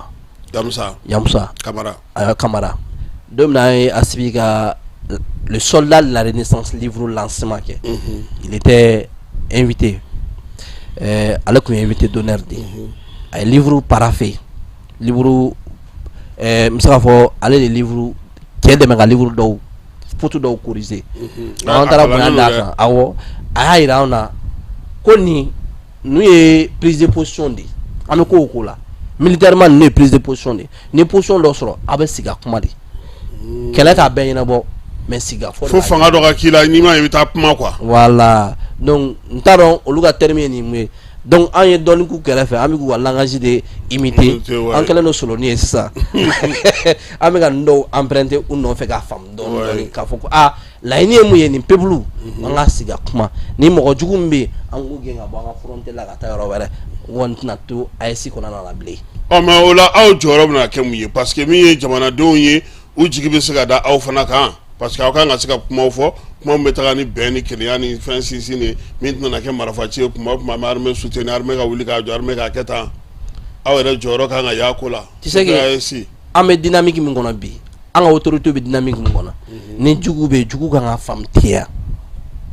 k'a fɔ a kan ka na yɛrɛ d'a ma mais e bɛ ka ɲini ka taa bon de fo i ka wo kɔnɔ o bɛɛ la e bɛ mun de kɔ ne yɛrɛ bɛ ɲininka est-ce que taa yɔrɔ bɛ nin na est-ce que ni ɲininkala est-ce que nationalité malien de b'u bolo wa est-ce que jamanadenw don malien don wa ni malien don kɔni ni malien tɛ i bɛna sigi ka fɔ jumɛn de kɛ e b'a dɔn ne an ka mɔgɔ fɛn ninnu ya olu wa ne b'a dɔn olu don wa n'olu don o tɛ se ka bɔ physiquement a fɔ k'an ka sigi ka kuma o n'i b'u faga i b'u faga de n'olu dɔnna n'u identifiera ko nin ye yan kaw de ka ban ko bɛɛ tiɲɛna o n'i y'a ye mɔgɔ o mɔgɔ tora wo kɔnɔ Sadio Kamara ministre de la défense ye kuma dɔ de fɔ k'i bɛ i bɛ forêt kɔnɔ o i bɛ kulu wo kɔnɔ o an bɛ t'i ɲini k'i bunde c'est le moment i ka na fara k'a fɔ ko n ye arme bila an ka sigi ka fɔ kɛ ne bolo a y'o appel lancé k'a sɔrɔ Kidali récupération ma daminɛ fɔlɔ donc o kɛra yɔrɔ min na ne bolo ministre de la défense ka kuma kɔni a tɛna to ka ne bilen dɛ an b'o dynamique de kɔnɔ donc ni ko sera yɔrɔ dɔ ma a ka ca Ala fɛ ne b'a dɔn population yɛrɛ bɛna wuli ka kuma dɔ fɔ o ye dialogue min bɛ yen an ye dialogue min kɛ an b'o tɔw processus entamé pour que maliyɛnw ka se ka sigi ka ban pepu o ye Mali kɔni an bɛ se k'a fɔ Mali kura sigilen filɛ kura. ayiwa o ka di an bɛɛ ye fala ye an bɛ taa fan fɛ yanni an ka segin ka na ni an ka baabu fan filanan n'a laban ye n'o bɛna tali kɛ fɛɛrɛ ni wulikajɔ min bɛna kɛ sifinw yɛrɛ kan ka se ka mun kɛ bɛɛ lajɛlen kan ka se ka mun kɛ jamana in kɔnɔna na an bɛna o ɲɛfɔ mɔgɔw ka se ka faamuyali kɛ o fana na. dugutigi ni wari dafara e passe d'a kan ka sira di ne ma. Sunkalo e kunkolo a tɛ yen dugu wari ko o d'i ma fo dugu ani dugu o wara t'a de. o kɔni kuma t'a la sa e ka sama mɔnɛ to yen i yɛrɛ ta. Sitan Sidi ka numéro filɛ nin ye wari ci.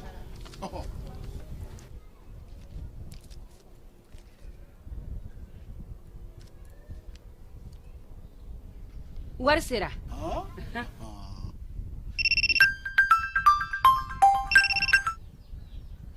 Allo i ye wari sɔrɔ o ɲɛna tiɲɛ yɛrɛ la ko ni sama bɛ maa min ɲɛ ko n komi t'i gosi. ngonga sama mɔnɛ i yɛrɛ ta a sɔngɔ ka nɔgɔn ni mali wari ci sira bɛɛ ye dépôt ye fu ye wari bɛ ci fu ni application ye wa bɔsara ye musaka fitinin ye sama mɔnɛ ji ni kuran bɛ sara n'a ye créditw bɛ ta n'a ye sanni feere bɛ kɛ n'a ye sama mɔnɛ nin y'anw maliyɛnw ta ye a y'a si filɛ ka nkalon bɔnda.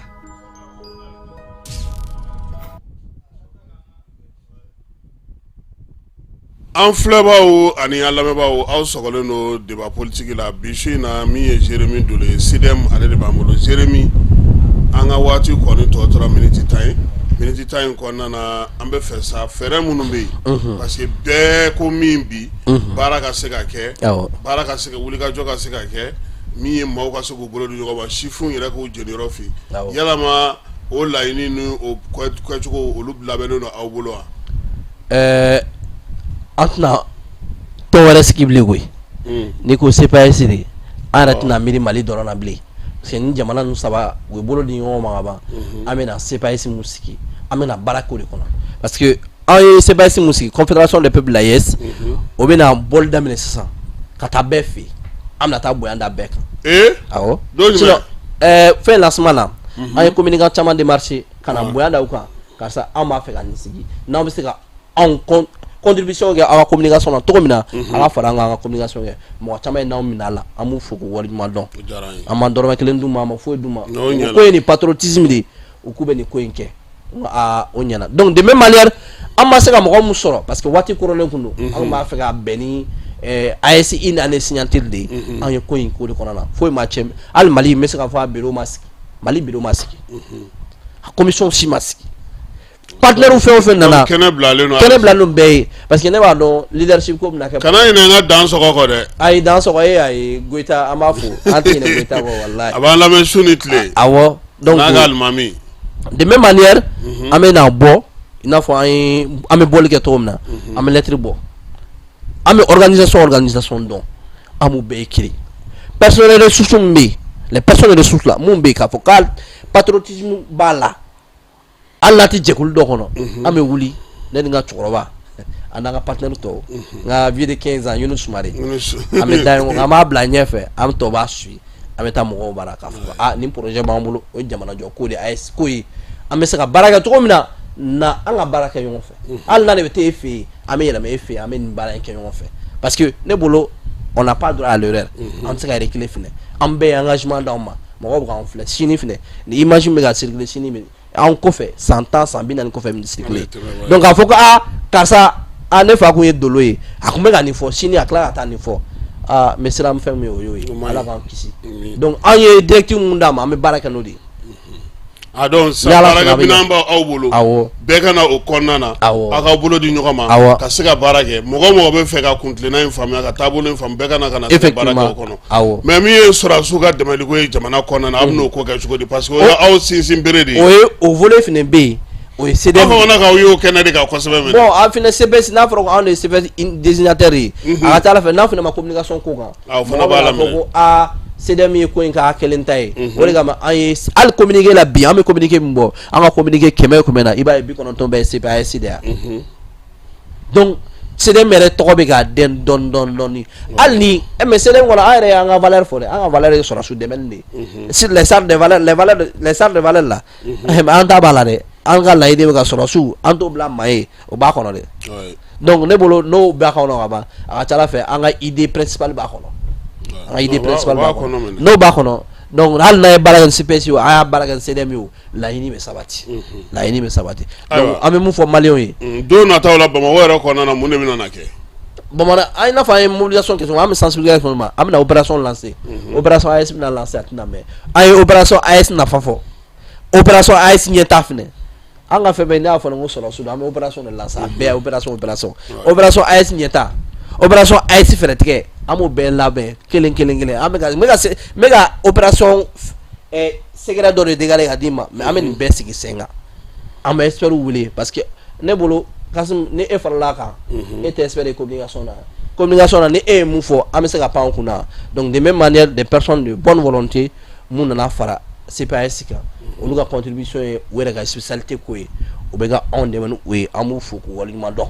wari t'an bolo ka d'u ma dɛ sanu t'an bolo ka d'aw ma jamanajɔ les peuples seront reconnaissants envers eux an b'o o de f'u ye ayiwa an bɛna na kumakuncɛ kuma di ma awɔ Babu an sera kuncɛyɔrɔ la mais an b'a dɔn k'a fɔ bi su in na mɔgɔ caman b'a fɛ ka téléphone ci mais an b'a f'u ɲɛna n'Ala sɔnna a ma ni opération daminɛna an nana aw wele a na kɛ baro yɛrɛ directement aw ni mɔgɔw yɛrɛ ni ɲɔgɔn cɛ pour que faamuyali bɛ se ka sɔrɔ a ko la cogo min na ni kumakuncɛ kuma min b'i bolo an ka Babu n bɛ se ka mun fɔ maliyɛnw ye mɔgɔ y'a ka temps ta ka ni émission suit an b'a fo parce que a bɛ ka kɛ n'a ka forfait a bɛ ka kɛ n'a ka bi a ka batterie énergie ka tila ka volonté ta k'a b'anw lamɛn o ye kumaba ye an fɛnɛ tila ka Jani FM mɔgɔw fo kuma bɛɛ ni aw mɔgɔ sera an ma ou bien n'a fɔra an bɛ ka kuma a bɛ wele bila anw na a b'an ka publication kɛ an b'aw fo k'aw waleɲuman dɔn nin ye jamanajɔ ko de an ma ka aw fo jamanajɔ lamɛn n'i ye mun kɛ o donni i b'a fɔ i b'a tanu o bɔlen kɔfɛ an bɛ Maliyɛnw bɛ wele CDM reste toujours les bras ouverts laɲini ye mun ye an ka bolo di ɲɔgɔn ma ka kɛ jɛkulu kelen i n'a fɔ peuple fɔ cogo min na a bɛ fɔ un peuple o ye kelen dɔrɔn de ye a k'i n'a fɔ anw ye jɛkulu kelen de ye laɲini o de ye idéologie o de ye donc an bɛ se ka fara an ka na an ka baara kɛ ɲɔgɔn fɛ ne b'a fɔ an ka ɲi dɛ anw ma ɲi cogo min na dɔw fana ma ɲi an ka ma ɲi to yen ɲan fitinin min bɛ anw na an k'o ta aw fana bɛ mun bɛ aw la k'o ye valeur ye an b'o se k'o fara ɲɔgɔn kan les bonnes an b'o fara ɲɔgɔn kan kɛ bonne kumaba kelen de ye a bɛ garan bɛ an bɛ se ka baara k'o kan donc an bɛ tila ka appel lancer bɛɛ je profite de cette occasion k'a fɔ mɔgɔw ye a ye na CPAS la confédération des peuples l'AES an ka autorités côté k'u bɛ yan peuple de kama nin peuple tila ka na u fɔra ka bɔ an ka autorités la baara bɛ gɛlɛya u ka na a kana kɛ CEDEAO ta ɲɔgɔnna ye k'a fɔ ko autorité bɛ yan fɛ olu b'a décider u yɛrɛ ye u b'u ka ko bɛɛ k'u yɛrɛ ye an t'a to yen fo peuple ka y'a kɔnɔ n'i ye Assimi ta don ani IB ta don Niger n'i ye a jama ye e bɛ se ka confirmer ka ko u bɛ jɛ mun na u bɔra anw de kama ne bɛ se ka fɔ Niger bɛɛ bɔra yɛrɛ hali mɔgɔ min bɛ élevage mɔgɔ min bɛ hamo ninnu u bɛɛ nana ne tɛ miiri k'a fɔ ko nin peuple bɛ Ɲame yɛrɛ o bɔra tiɲɛ yɛrɛ la o bɔra donc n'a fɔra ko anw mɔgɔ présence bɛ mun bolo an bɛ ka don ka bɔ k'a la k'a sɔrɔ Niger donnen don a la k'a sɔrɔ Burkina donnen a la donc nin ko min ye a tɛ se ka maliyɛnw ne bɛ se k'a fɔ nin tɛ maliyɛnw jogo ye quoi k'a fɔ k'an bɛ fara ka bɔ ɲɔgɔn na ko tête bɛ mɔgɔ bolo tête tɛ mɔgɔ si bolo CDM bɛ initiative kɛ mais an ka partenaires bɛ yen walahi n bɛ se k'a fɔ bi bi in na communication min bɛ yan ne ye CDM communiquant don mais CPAS la ne ye rapporteur di commission na ne ye rapporteur di mɔgɔ bɛ yen El Mokhtar Sidi o de ye an ka communication président ye CPAS tɔgɔ la ne b'a suit fɛn o fɛn bɛ yen ne b'a nɔtigɛ ka d'a ma an bɛ baara kɛ ale ka leadership de kɔnɔna la donc n b'a fo ka waleɲuman dɔn nin yɔrɔ kɔnɔna na a n'a ka patriotisme a la donc Mali ye kelen de ye maliyɛnw tɛ se ka fara ka bɔ ɲɔgɔn na n'aw de kan ka taa aw nɔfɛ a ye wele bila anw na k'aw mago b'anw na walahi anw ye kile wa n'a ka d'a ye a y'a kɛ message ye hali n'a ka d'a ye a ye bɔ a ka kuma aw mɔgɔ CDM mɔgɔ la nin yɔrɔ la CDM mɔgɔw an tɛna marqué an bɛ taa jamana ko de kɔnɔ an bɛ taa fura foyi t'a la awɔ an b'i fo k'i waleɲuman dɔn merci beaucoup k'a fɔ an filɛbagaw n'an lamɛnbagaw ɲɛna ko nin de kɛra u tulo an'u ɲɛw garisɛgɛ ye bi Jérémy Dolo ale tun bɛ yan CDM tɔgɔ la min ye CPAS o fana tɔgɔ la ka se ka kibaruyaw di aw ma ka kɛ ni bi su in na baabu ye n'o bɛ tali kɛ an ka wolomasiri tabaw ka ɲɛmaaw ka généraliya baaraw la jamana kɔnɔ kibaruyaw ale ni AES kɔnɔnaw an ye dɔ fɔ nin bɛɛ lajɛlen na n'Ala sɔnna ma sini nɛgɛ kaɲɛ 9 kunnafoni an bɛ olu baaraw daminɛ yan Falaye Keyita ale de kelen kun bɛ yan bi su in na ka se ka nin baara ninnu bɛɛ lajɛlen kɛ an b'a fɔ k'a waleɲuman dɔn a k'an bɛn sini ni Ala n'a kira sɔnna ma